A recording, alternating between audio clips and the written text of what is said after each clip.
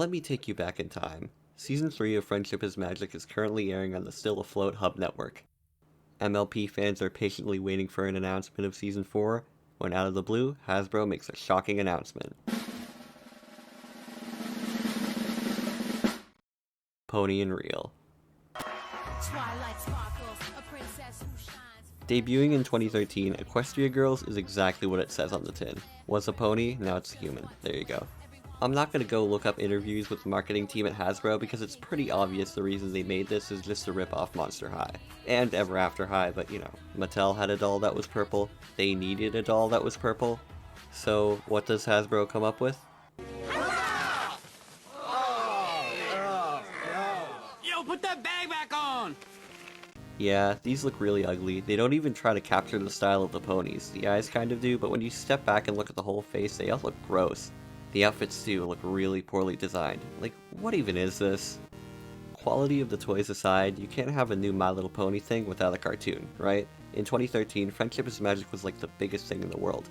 Little girls, adult men, and whoever else couldn't get enough of the show. So, to push these little crittens out, Hasbro gave us Equestria Girls in 2013. A lot of time has passed since then, but I can only guess that this was controversial when it came out. Like, would this even work? Would it be good like the show? Or would it be another one of those CGI straight-to-DVD doll movies, which I actually hear are pretty good. People now seem to like it somewhat. I mean, they made like a zillion other movies at this point, so I think they've just gotten numb to it. But I want to go back and watch the first one, just to see. Does it really serve as a good start to a franchise, and does it hold up today compared to everything we've seen from G4?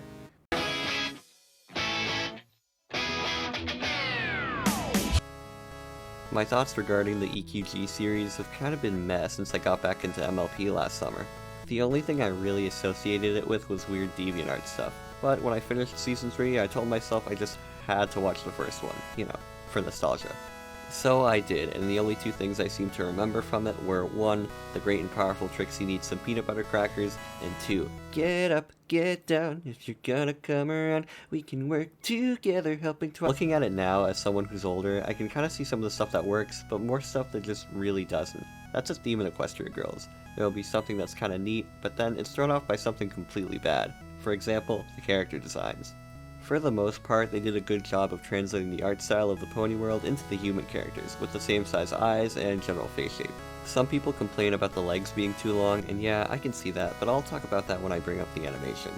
For each individual character themselves, they sort of miss the ball more than they hit it. Most of the characters we recognize either have designs that don't represent their pony counterparts, or ones that look awkward.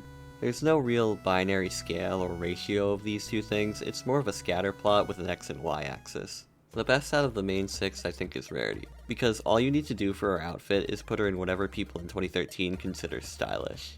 Twilight looks appealing, but her design is kind of vague. You could remove the colors and cutie mark and tell somebody who's never seen EQG that this was Applejack, they'd probably believe you. Applejack herself, Pinkie Pie, and Rainbow Dash all have sort of the same problem where their designs look more like a cosplay rather than something you would wear to a high school.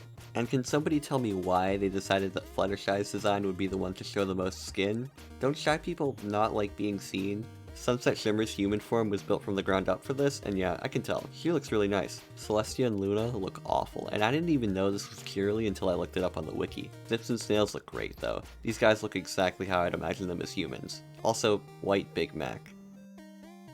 Another thing that bugs me about the designs is that the characters in EQG suffer from major same face/body type syndrome.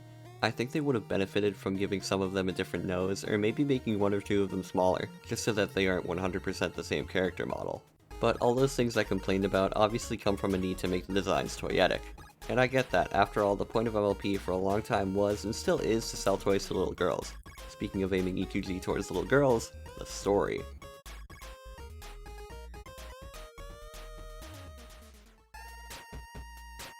Equestria Girls 1 feels more like an OVA than an actual theatrical endeavor, you know, the ones where you just have a minor threat show up, deal with them in time for the next mainline adventure, and never speak of them again.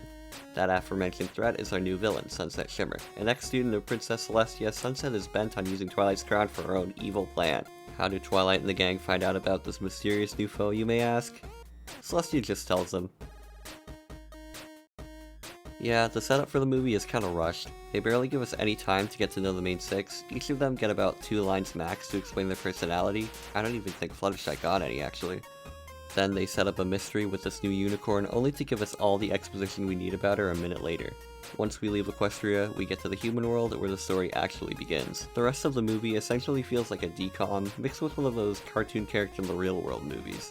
In terms of story set in high school, it's pretty basic. I know that if you're making a high school movie after the year 2004, there's obviously going to be some similarities to Mean Girls, but wow, is it suspiciously similar here, with all the themes of social sabotage and the over-dramatization of high school. Okay, real talk, for anybody who's watching this and hasn't been to high school, I just want to tell you right now, it's not like this. Yeah, there are bullies and friend groups with different interests, but it's not like Heather's or the Breakfast Club or any of those. So, going back to the movie, Twilight's mission, once she figures out what's going on, is to get her crown back by becoming Queen of the Fall Formal. You see, Principal Celestia found the crown in the courtyard and thought, yeah, let's use this for the big dance. So now it's up to Twilight to win back the crown the only way she knows how. And I'll give you a guess, it's one of the words in the show's title. The concept of an interdimensional conflict being solved via a vote at a high school dance sounds dumb, and yes, it is. They don't even play it for laughs either, it's 100% serious. If Twilight isn't the prom queen or whatever, Equestria will literally cease to exist. It's stupid, but the cheesiness of it gives me this sort of ironic enjoyment.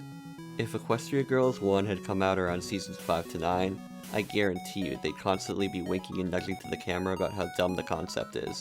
In place of that, there's a lot of fish out of water stuff with Twilight, at least in the first half.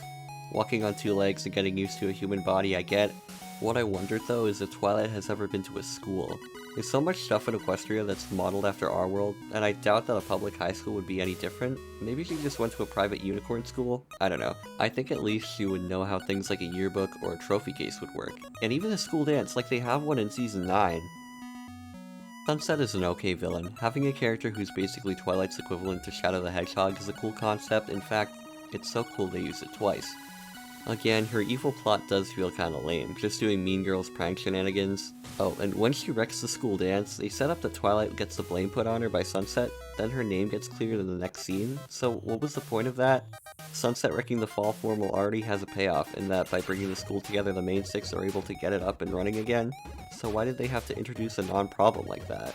But that's a minor thing, it's one scene. Overall, Twilight does have an interesting arc here. After becoming unsure of herself, wow, that never happens, and her status as a princess, she's suddenly forced into a new situation where she has to use what she's learned about friendship to get out of it. If she can survive the Disney Channel version of high school life, she can survive anything. Now, I can't think of a segue into the next thing I want to talk about, so I'm just gonna do what Animat does and put up a little title card for it. The animation. For Ponies, the puppet rigs they use sort of work in their favor. In Friendship is Magic, they actually move like horses more than they do in other iterations, like My Little Pony Tales or in G3. When the same style and animation team is translated into these really lanky designs, it sort of gets messy.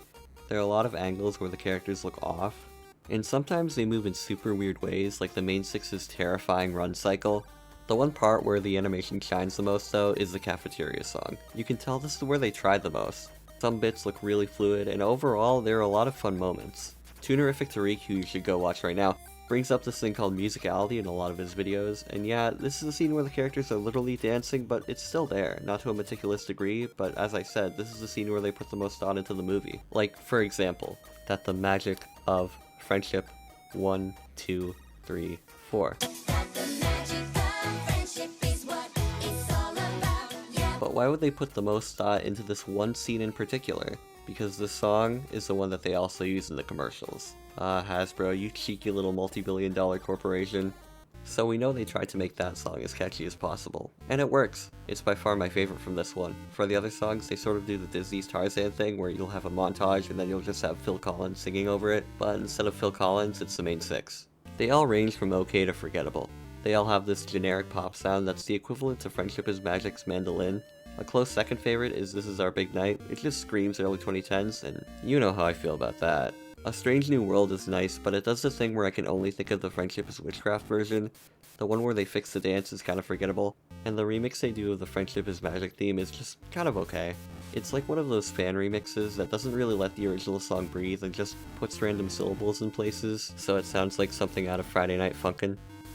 Overall, I think Equestria Girls doesn't hold up all that much, but it's the first in the series. Compared to what I've seen from the later ones, this feels like they were just trying to find their footing. The animation, music, and story really do make this feel like their first attempt to do this with MLP. It reminds me of the way the first Friday the 13th is nobody's favorite. It's all about Jason Lives. Or in this case, Rainbow Rocks, which I'll be talking about next week. Thank you for watching. Give the video a like and leave a comment down below if you want to see more. Hit that sub button and click on the little bell icon to know whenever I put out a new video. Also, if anyone knows anything about making / running a Discord server, hit me up because I'd love to have one to interact with you guys outside of my streams. I can't think of a better outro, so until next time, goodbye.